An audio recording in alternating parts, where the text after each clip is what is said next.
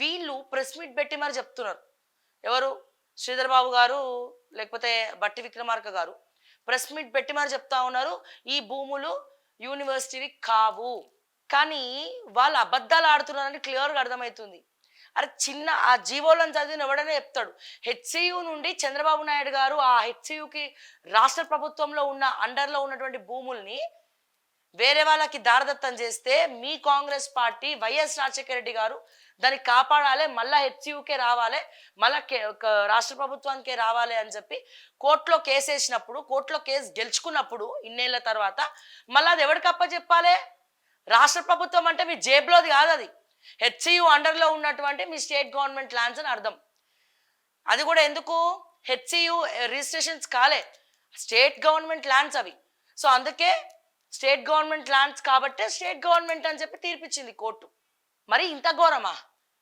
ఇద్దరు అదే యూనివర్సిటీలో చదువుకున్నారు కదా. మళ్ళీ ఏమంటారు వీళ్ళు? ఇంకో కోణంలో ఏం మాట్లాడతారు మా కాంగ్రెస్ పార్టీ సోదరులు, మా కాంగ్రెస్ పార్టీ కార్యకర్తలు ఏం మాట్లాడతారంటే, ఆగం చేసిపోయారు తెలంగాణలో, పైసలు లేవు కదా, ప్రభుత్వాన్ని ఎట్లా నడపాలి, ప్రభుత్వాన్ని నడిపే స్తోమత లేదు రేవంత్ రెడ్డి కాడ, ఫైనాన్స్ మినిస్టర్ కాడ, అందుకే తాకట్టు పెట్టినాం, అందుకే తాకట్టు పెడుతున్నాం అని చెప్పి వీళ్ళు మాట్లాడుతూ ఉన్నారు. అంటే అట్లా ఎన్ని రోజులు ఎన్ని తాకట్టు పెట్టుకుంటూ పోతారు? ఆల్రెడీ గత ప్రభుత్వం బీఆర్ఎస్ సర్కారు వరంగల్ జైల్ని తాకట్టు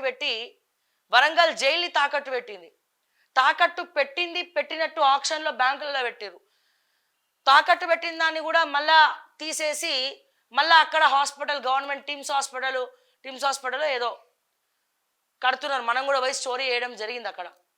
కానీ సగం ల్యాండ్స్ మొత్తం కూడా వేరే వాళ్ళే కబ్జా పెట్టుకున్నారు. అక్కడ సగానికి సగం ల్యాండ్స్ వేరే వాళ్ళు కబ్జా పెట్టుకున్నారు.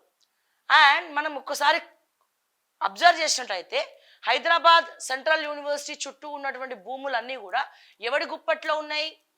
మై హోమ్ గుప్పెట్లో ఉన్నాయి, మై హోమ్ రామేశ్వరరావు గుప్పెట్లో ఉన్నాయి.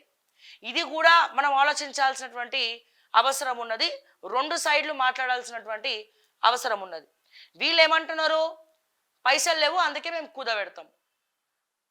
ఎన్ని కుదబెట్టుకుంటూ పోతారు?